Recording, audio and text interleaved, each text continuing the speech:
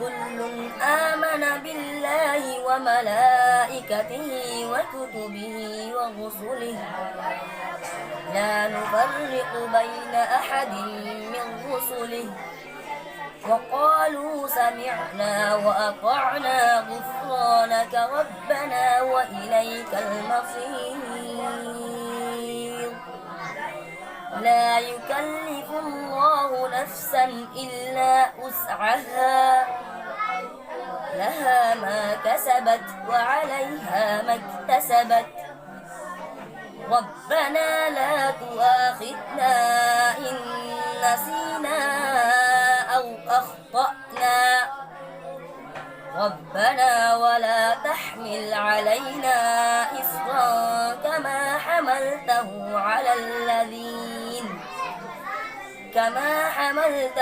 على الذين من قبلنا ربنا ولا تحملنا ما لا طاقة لنا به واعف عنا واغفر لنا وارحمنا أنت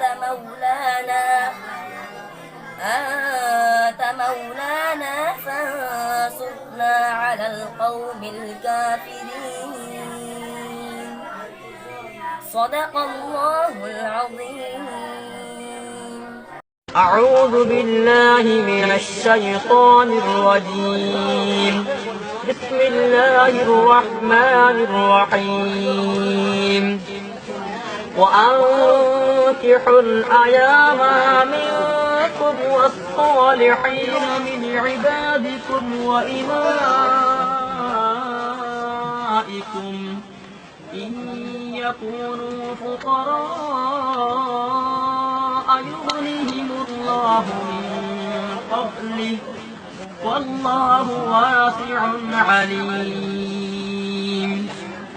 وليستعفف الذين لا يجدون نكاحا حتى يغنيهم الله من فضله والذين يبتغون الكتاب مما ملكت أيمانكم فكاتبوهم إن علمتم فيهم خيرا وآتوهم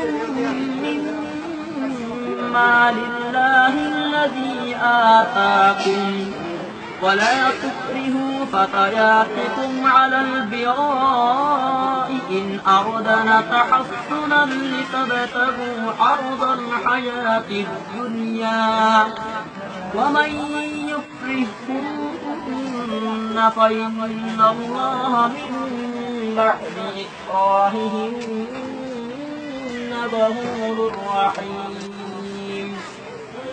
ولقد أنزلنا إليكم آيات مبينات ومثلا من الذين خلوا من قبلكم